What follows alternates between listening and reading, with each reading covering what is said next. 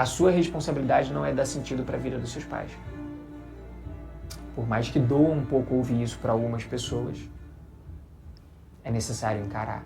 O reconhecimento, o afeto precisam ser consequências naturais da sua postura e não sintomas de uma dependência emocional. O plano define os acontecimentos. Você precisa, permite e prefere esses problemas. Só que você precisa, permite e prefere inconscientemente.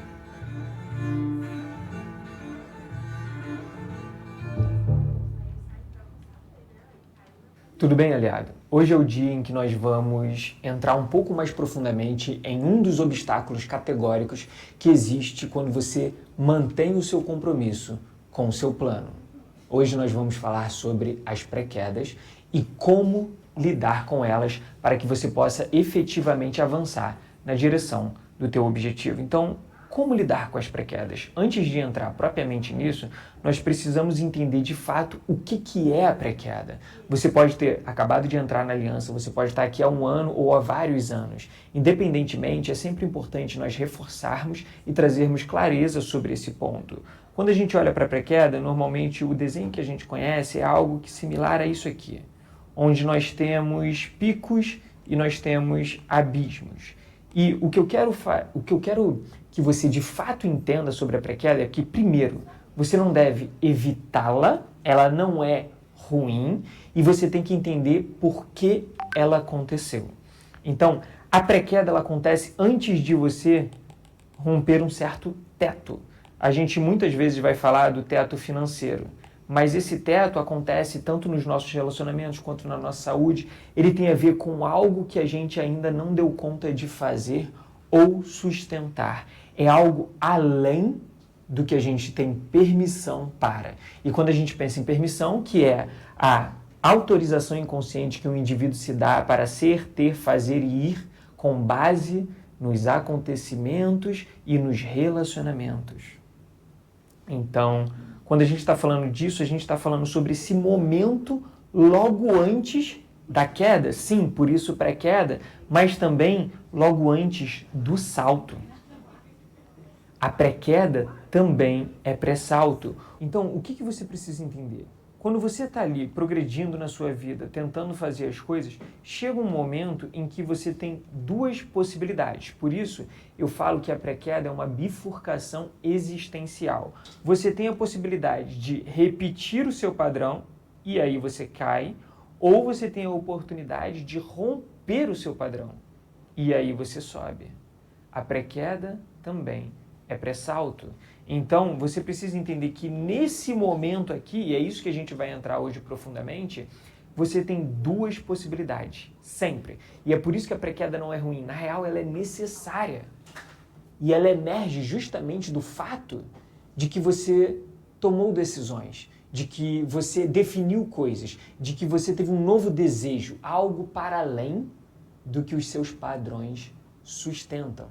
Então, vamos entrar um pouquinho mais nisso aqui. Quando eu falo que o plano define os acontecimentos, o que eu quero dizer com isso?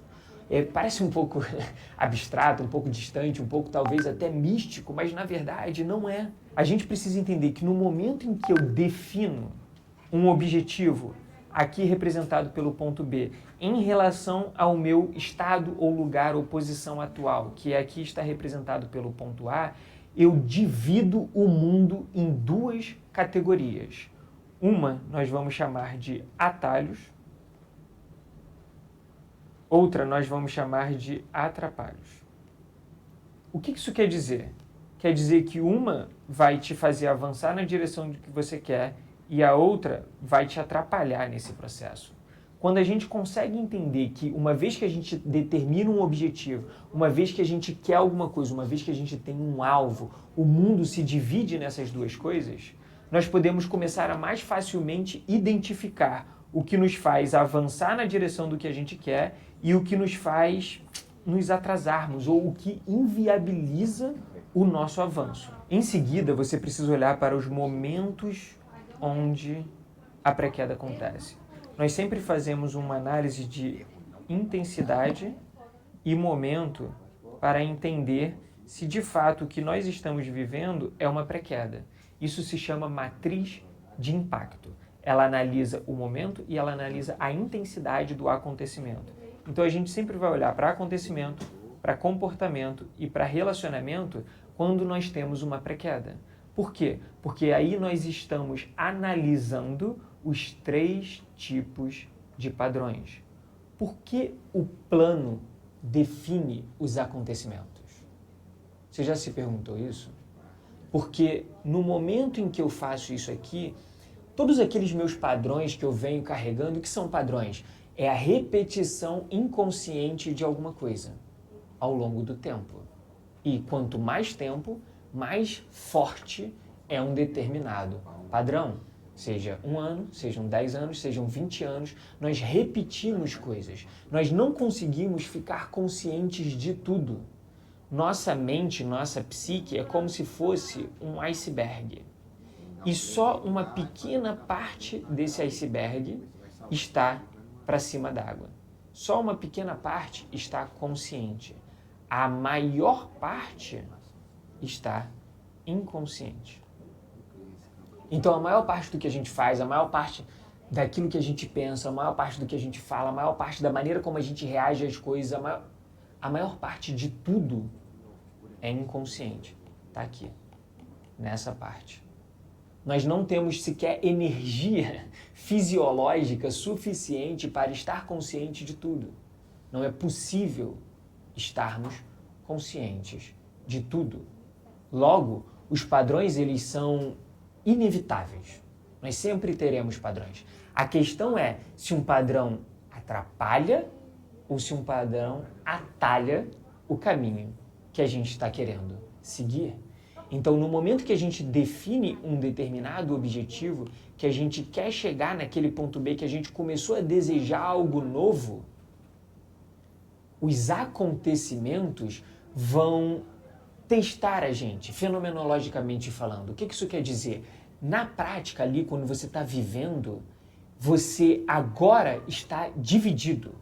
Uma parte de você quer ir para frente, só que os seus padrões ainda não estão todos alinhados com isso. Então tem algumas partes de você que vão estar te puxando para trás. Às vezes você decidiu que você quer ganhar 10 vezes mais do que você ganhava antes.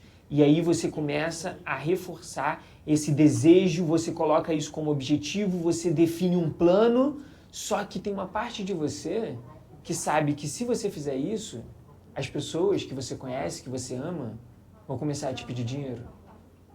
Então, enquanto você está tentando ir para frente, tem alguma coisa te puxando para trás. Esses são os fios que nos prendem. E isso tem a ver com os padrões que nós repetimos e o que a gente vai inconscientemente perpetuando ao longo do tempo. E é por isso que a gente fala que você tem que ficar consciente dessas coisas. O início da consciência é o fim da demora. Então, quando você começa a ficar consciente de todas essas forças, desses padrões inconscientes que você tem, que vão te atrapalhar, aí você pode trazê-los para a superfície, encará-los e começar a mudá-los. Entende? Só que enquanto você não tinha definido um ponto B, um objetivo, um alvo, esses padrões não tinham problema estar ali. Eles não estavam te impedindo de nada. Porque você não estava tentando ir para um lugar a partir do qual, em relação ao qual, eles se tornavam um atrapalho. Entende? Então é apenas na definição de um objetivo, de um alvo, que você começa a sentir essas forças inconscientes te puxando para trás. E aí você vira um cabo de guerra. Um cabo de guerra entre a parte de você que quer avançar e a parte de você que não quer fazer as mudanças que são necessárias para isso. E por que ela não quer fazer as mudanças que são necessárias para isso? Porque tem uma coisinha chamada custo. O custo, ele é em termos de dinheiro, energia, tempo e atenção. Também são os recursos escassos que nós teremos que alocar e focar na direção do que a gente quer. Mas existe um custo que ele é um custo mais velado. que ele é o custo relacional. O custo relacional do avanço é o que eu fiz menção quando eu falei sobre ganhar dinheiro, mas inconscientemente saber que as pessoas vão te pedir. Ter uma dívida, mas saber que enquanto você tiver essa dívida, os seus pais ficam próximos de você te dando dinheiro. E aí é uma forma talvez de aproximá-los, de buscar afeto, mas talvez também uma forma de puni-los, porque você acha que quando você era criança eles não te deram o que eles tinham que te dar. Vetores contrários, forças contrárias, padrões que são atrapalhos para esse objetivo que você agora definiu. Então vamos ganhar um pouco mais de clareza sobre isso. Vamos entrar nos 4 gatilhos da pré-queda. A gente falou um pouquinho sobre o que é essa pré-queda, que é essa bifurcação existencial, que é esse momento em que parte dos nossos padrões estão nos puxando para trás, enquanto a gente está tentando criar novos padrões para poder ir para frente. Então vamos entrar nisso aqui. Os 4 gatilhos são desejo, dúvida, decisão e desistência. A partir do momento que você entende isso, fica um pouquinho mais fácil de identificar. A gente fala, o plano define os acontecimentos. Mas por que o plano define os acontecimentos? Porque o plano envolve um novo desejo. Um desejo antigo que agora de fato está sendo reforçado, focado, trazido para a consciência. Ele envolve dúvidas sobre o que fazer ou como fazer. Dúvidas de confirmação, dúvidas de opção. Talvez você já tenha escutado a gente falar que o inconsciente ele busca por confirmação ou opção. Há um tempo atrás o Elton gravou um áudio sobre isso, onde ele fala que a gente está sempre buscando nessas pré-quedas uma das 2 coisas. Então quando a gente está falando de dúvida, podem existir dúvidas de confirmação ou dúvidas de opção. O que é a dúvida de confirmação? Eu quero saber se eu deveria fazer isso. O que é a dúvida de opção? Eu quero saber como, quais são as formas por meio das quais eu poderia fazer isso. Então você consegue até identificar se você está num processo de confirmação ou num processo de opção. A partir do momento que você confirma, adivinha o que vem em seguida? Ah não, agora eu sei que é isso, que eu vou fazer essa coisa. Confirmei se eu deveria fazer e a resposta é sim. Agora, como?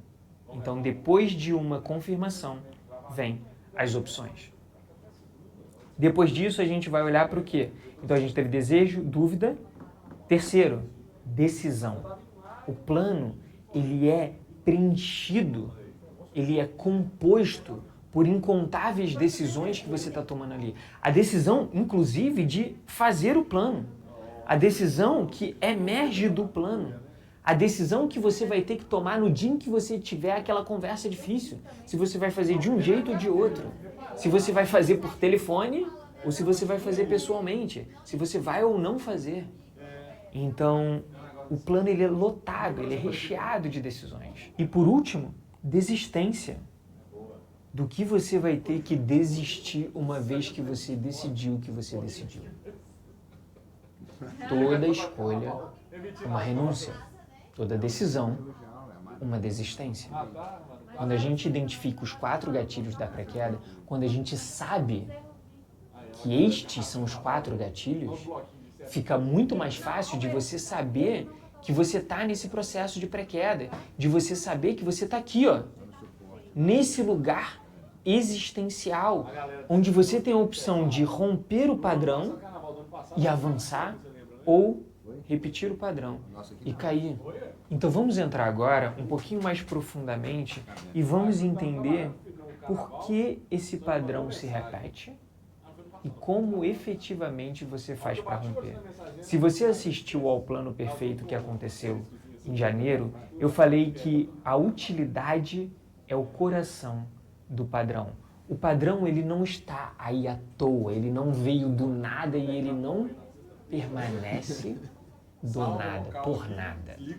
Ele tem um motivo para continuar ali. E esse motivo é a utilidade inconsciente dele nas tuas relações. Então vamos entender de fato como isso funciona. A utilidade inconsciente, ela tem 4 vertentes. Ela tem punir, poupar, unir e afastar. eu posso estar utilizando os meus problemas. Então, a utilidade inconsciente nas relações é a utilidade inconsciente dos problemas nas relações. Então, eu posso estar utilizando para unir e punir. Eu posso estar utilizando para unir e poupar. Eu posso estar utilizando para poupar ao afastar. Ou eu posso estar utilizando para punir ao afastar. Mas, Jordão, eu não estou entendendo muito bem como é que isso aqui se traduz na prática nas minhas relações. Como assim, unir para punir, unir para poupar? Como é que isso funciona? Então, por exemplo, no caso onde eu estou punindo e unindo, como é que isso funciona? Vamos pensar num cenário fictício aqui, que, claro, não é a situação de ninguém na realidade, onde a mãe de uma pessoa fez da vida dela um inferno durante toda a sua vida. Encheu o saco, falou, criticou o casamento, criticou o divórcio, criticou todas as etapas da vida dessa pessoa. Só que essa mãe agora já está muito velha e está com problemas de saúde. Mas ela não tem dinheiro para ir para um lugar onde possa ser cuidado ou ter alguém cuidando. E a filha, não por acaso, também não tem muito dinheiro a ponto de simplesmente pagar alguém para cuidar dela. Então o que ela precisa ou acha que precisa fazer? Ela mantém a mãe dela na mesma casa que ela, onde mãe e filha vão ficar juntinhas, mas adivinha, não para elas serem felizes, mas para que ela possa pagar pelo que ela fez. Então existe uma relação de dependência emocional. O que é a dependência emocional? É quando o estado ou a ação de uma pessoa interfere ou determina no estado ou na ação de outra. E isso pode acontecer na forma passiva ou na forma ativa. Forma passiva, alguém está interferindo na minha vida através do estado ou ação. Forma ativa, eu estou interferindo na vida do outro. Então aqui nós temos uma relação de dependência emocional no padrão controlador-vingador. Essa filha está se vingando da mãe. E eu não estou falando sobre certo, errado, bom e ruim. Eu estou falando sobre uma relação de dependência emocional entre mãe e filha. E aí eu estou punindo, eu estou unindo para punir. Eu estou punindo ao unir. E esse mesmo exemplo pode ser desdobrado de outras formas. Eu posso estar afastando para punir também. Eu posso estar, por exemplo, afastando um pai ou uma mãe porque eles, durante a infância, não me deram todo o afeto que eu gostaria e agora eles se arrependeram disso, eles gostariam de se aproximar, por exemplo, dos netos. Eles mudaram, eles pensaram sobre a vida, eles refletiram e agora eles querem se reaproximar e eu não quero afastá-los para punir, fazendo com que eles não tenham essa relação com os netos. E, vamos lá, o outro caso, eu estou unindo para poupar. Como é que funcionaria unir para poupar aqui? Eu, durante a infância, não cuidei muito bem do meu filho. E agora ele já tem 28 anos e eu sinto que ele não tem as ferramentas, os recursos internos necessários para lidar com a vida. Então eu permito que ele fique dentro de casa para poupá-lo desse mundo cruel que existe lá fora. Eu estou unindo para poupar. E aí como é que seria esse último exemplo aqui? Afastando para poupar. Aqui eu posso pensar, por exemplo, numa relação pai e filho. Eu fui um pai muito ruim durante a infância, eu acho que eu não mudei e eu quero poupar o meu filho de ter essa referência de um pai muito ruim. Então eu estou aqui, eu sou o pai, meu filho já é crescido, mas eu crio um muro, eu afasto ele de mim para poupá-lo de quem eu sou, para poupá-lo dessa relação, em vez de respeitar a decisão de um outro adulto sobre o que ele quer ou não quer fazer. Respeitar as escolhas do outro. Então, às vezes, eu crio um problema para poder afastar porque eu acho que vai ficar melhor longe. Sabe? Então, existem essas 4 pontas de utilidade dos problemas nas nossas relações. Nós criamos, nós provocamos, nós nos direcionamos, nós mantemos problemas por causa dessas 4 utilidades: punir, poupar, unir e afastar. E quando a gente entende isso, fica mais fácil a gente olhar lá para a pré-queda que a gente viveu e começar a identificar o que é esse problema e por que ele sempre se repetia na nossa vida. Por que a gente sempre fazia isso aqui, ó? Porque quando a gente cai, a tendência é a gente repetir. Quando a gente cai, a tendência é a gente viver eternamente nesse loop inconsciente dos mesmos problemas. E aí é que a gente vai naquele lugar de quase chegar lá e cai, quase chegar lá e cai, quase chegar lá e cai. Ou às vezes até chega lá, só que aí não consegue sustentar. E aí cai novamente. E esse não consegue sustentar, ele é por causa disso aqui. Porque existe uma utilidade inconsciente em manter esse problema na nossa vida. Se eu ganhar muito dinheiro, eu vou ter que dizer não para algumas pessoas que eu amo e que me amam e eu não sei como fazer isso. Então é mais fácil eu dizer eu não tenho esse dinheiro do que dizer eu não quero dar esse dinheiro. Mas Jordão, como assim? Eu tenho milhões, bilhões, ou às vezes eu tenho 5.000 reais por mês. E como é que eu vou falar? Eu não quero para minha vozinha, para o meu avôzinho, para o meu cunhadinho. Eu não posso fazer isso, é errado fazer isso. De acordo com quem? Muitas pessoas acabam não ganhando dinheiro e prejudicando inclusive a vida dos próprios filhos para não dizer eu não quero te dar dinheiro para os parentes. Às vezes para os pais, às vezes para os avós, às vezes para os amigos. E isso não acontece só com dinheiro, tá? Isso acontece em todas as áreas da nossa vida. O dinheiro ele é só um exemplo mais evidente disso. Então, já que a utilidade é o coração do padrão, vamos entender como acabar com ela. Primeira coisa, a premissa. Você precisa não só aceitar, mas você precisa de fato entender, absorver e levar isso para a prática que todo problema tem uma utilidade inconsciente. Essa é a premissa. É o primeiro ponto. Segundo ponto, você precisa entender como identificar a utilidade, né? Aqui é identificar a utilidade do seu problema na sua relação, ou nas suas relações, ou em que relação. E para isso você vai usar a matriz de utilidade que eu acabei de te entregar, no punir, no poupar, no unir e no afastar, ok? Terceiro ponto, e é esse que a gente vai desdobrar um pouco mais, como acabar. E aí existem dois caminhos.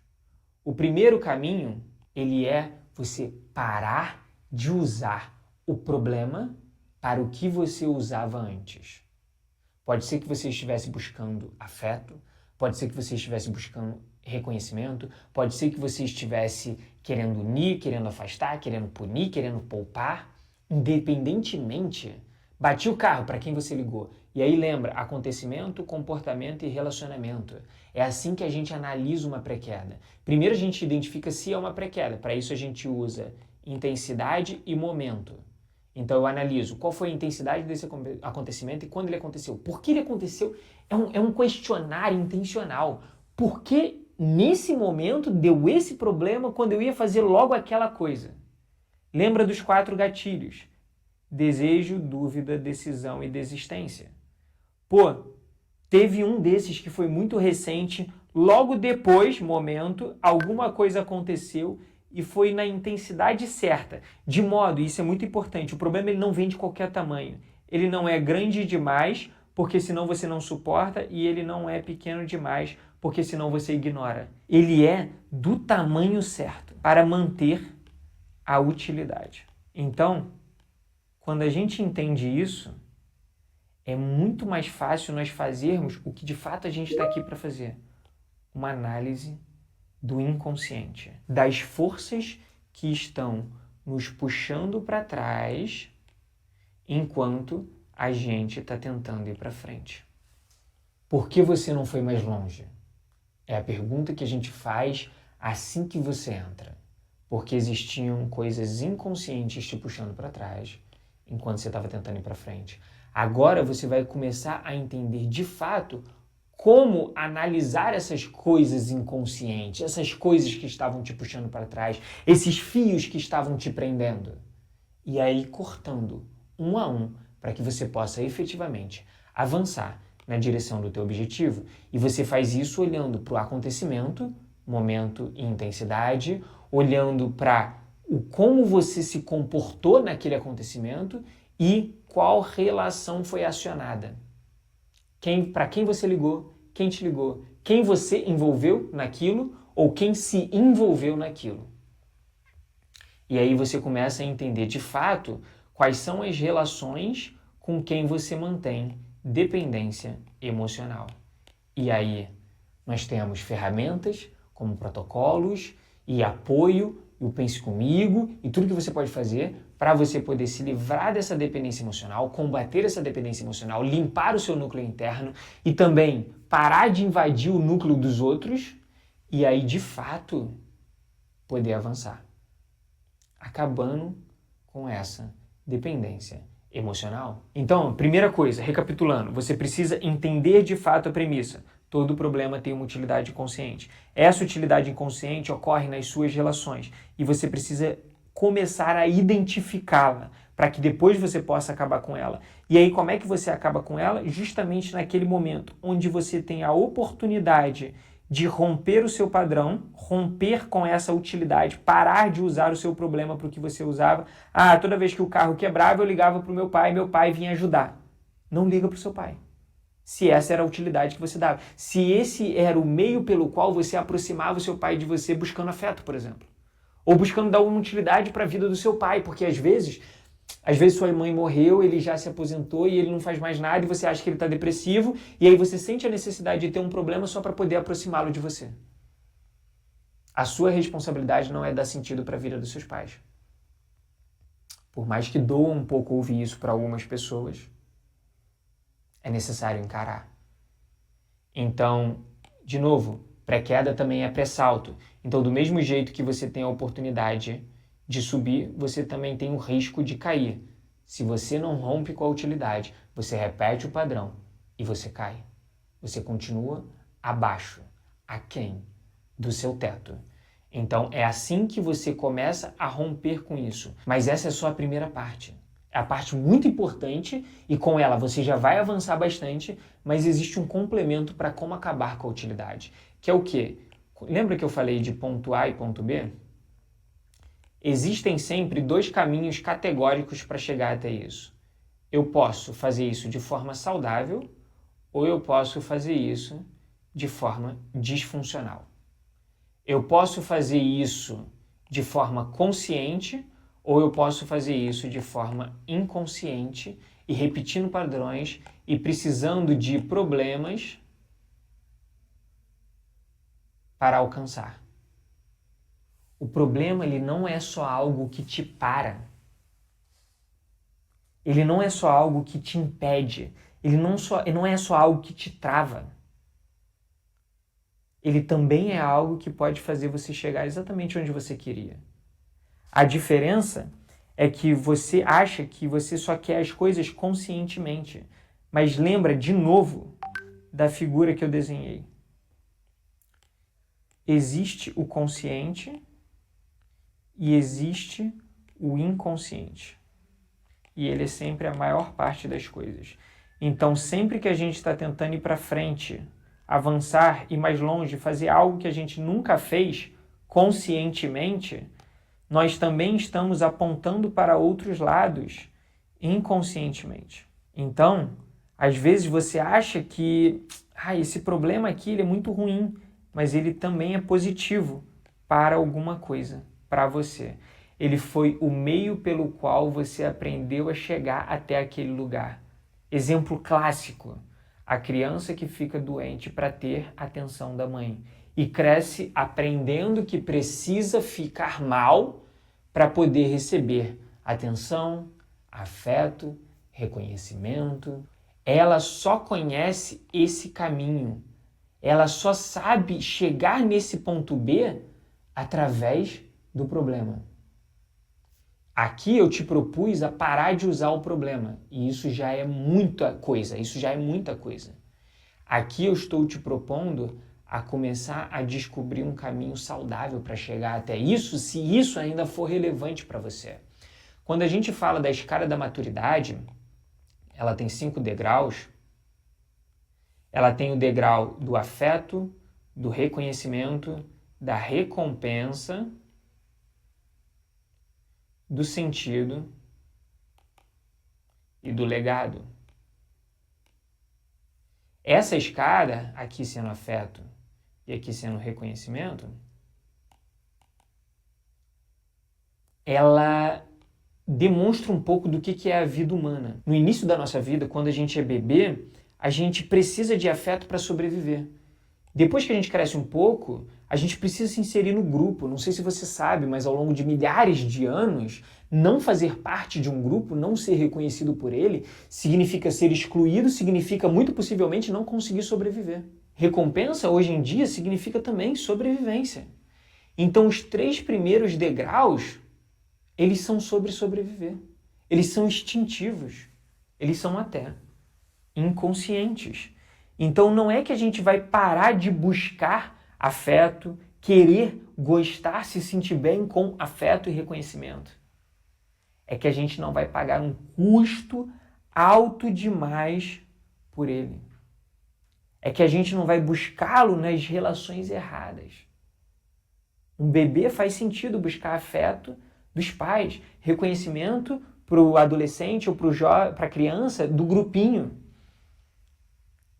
Porque ela está aprendendo a se socializar. O bebê está precisando amamentar e crescer e tal e tudo mais. Mas a partir do momento que a gente é um adulto, continuar buscando as mesmas coisas nos mesmos lugares pode ser extremamente disfuncional ou até patológico. Então, comece a pensar sobre um caminho saudável para chegar onde você quer. Tem uma coisa que é importantíssima você gravar sobre isso aqui. O reconhecimento, o afeto precisam ser consequências naturais da sua postura e não sintomas de uma dependência emocional. Grava isso na sua mente.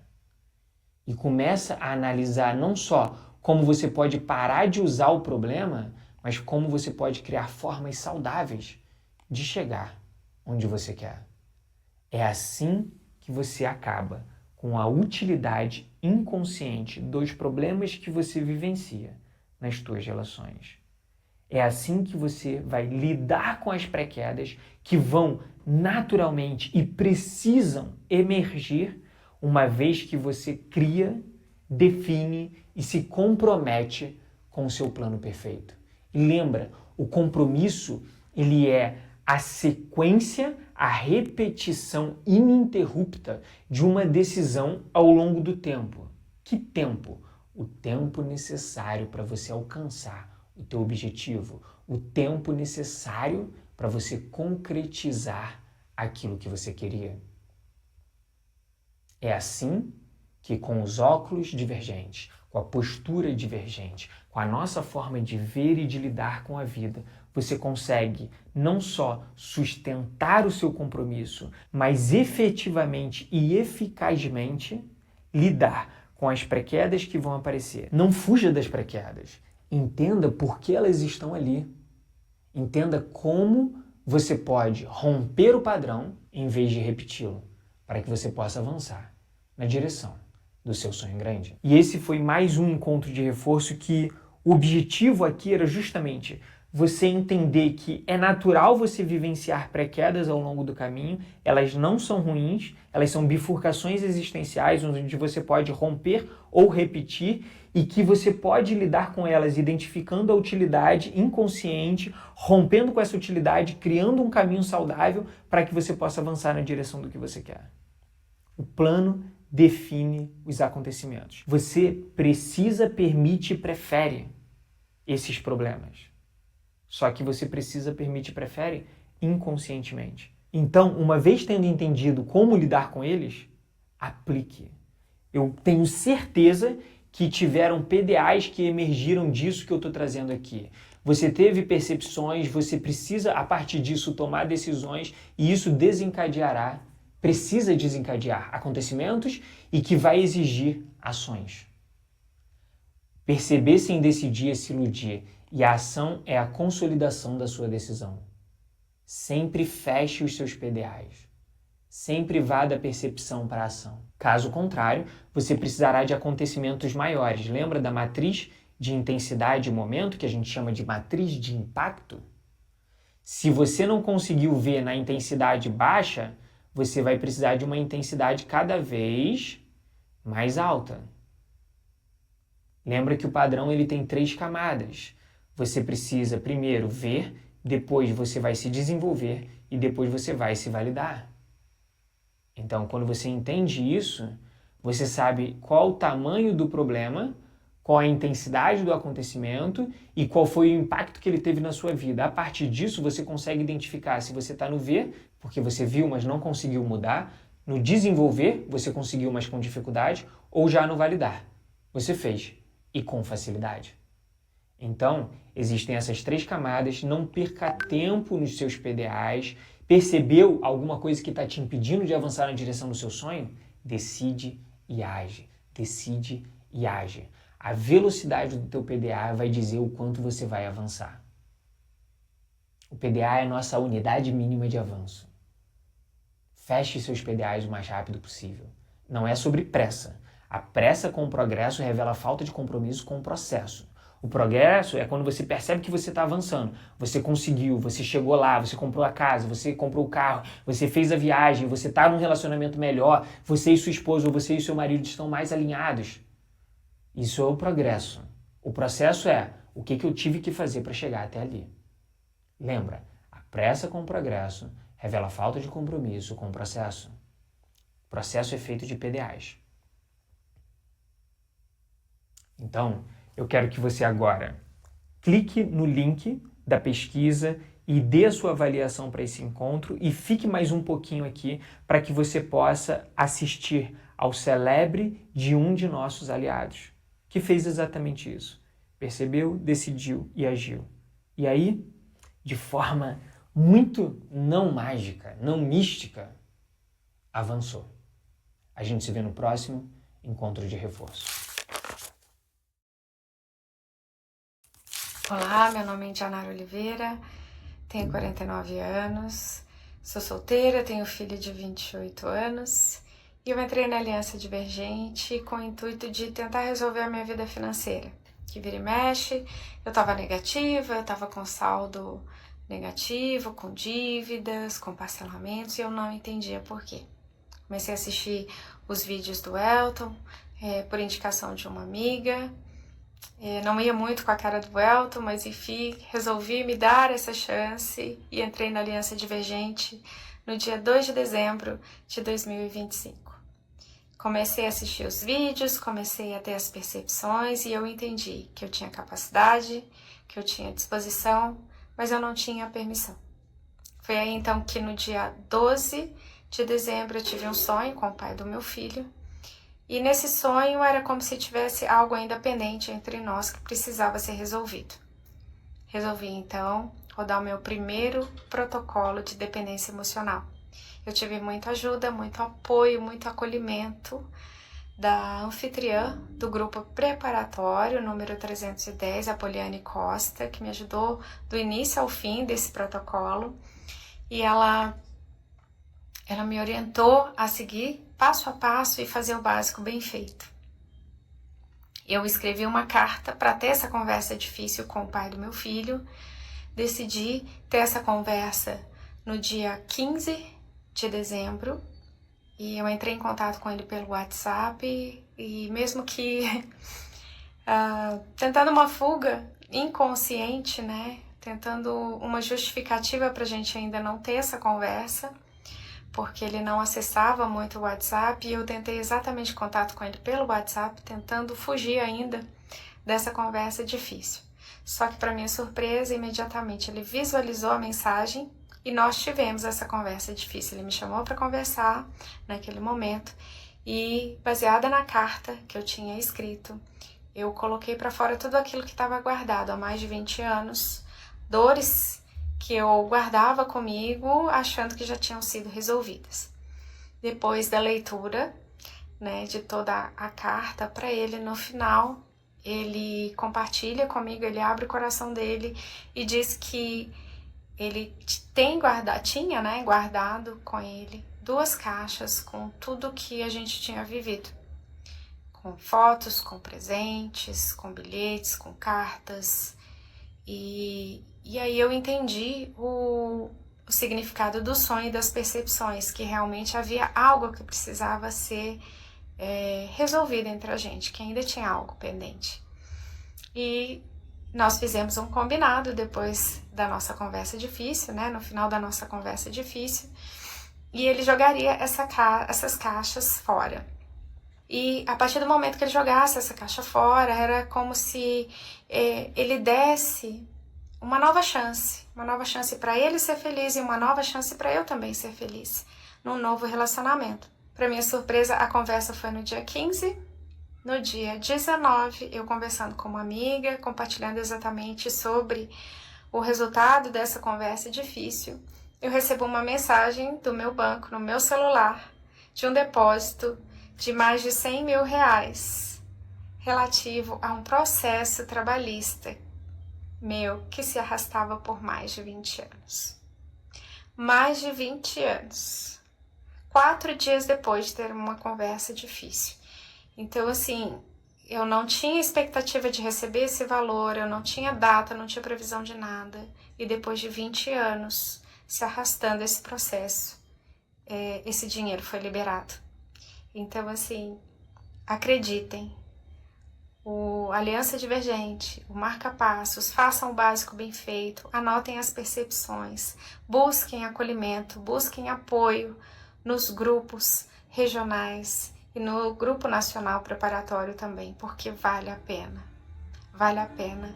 E eu tô muito feliz e esse é o primeiro celebre. Um beijo. Até mais.